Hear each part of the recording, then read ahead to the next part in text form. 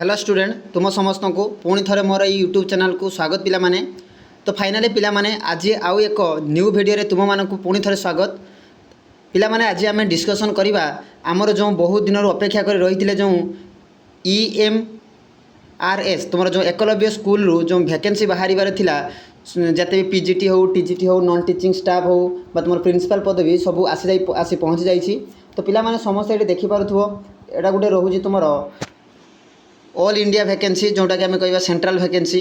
तो पिला माने ये टोटाल नंबर ऑफ पोस्ट जो डिस्कसन करवा total number of post principal रे तुम 225 पोस्ट बाहरी एवं पीजीटी टीजीटी रे पीजीटी रे टोटाल पोस्ट 1460 टीजीटी रे 3962 female staff nurse then hostel warden accountant junior secretary and assistant lab attendant एवढा सब तुम रहा माने नॉन टीचिंग स्टाफ रे जीव तुम जो फीमेल स्टाफ नर्स पाक नॉन टीचिंग देन तुम आसी जो पीजीटी टीजीटी एगुड़ा जीव टीचिंग रे देन प्रिंसिपल। तो टोटाल नंबर ऑफ जदि पदवी आम कह टोटाल पिला माने समस्त देखि पाथुव पाखापाखि तुमर 7267 पदवी बाहरी एवं एथिरे जदि आम प्रिंसिपल कथा केवल डिस्कसन करवा तो देख प्रिंसिपल टोटाल जो ग्रुप ए रे टोटाल यूआर पोस्ट रही 116 ओबीसी रे रही 60 एससी रे रही 33 एसटी रे 16 टोटाल 225।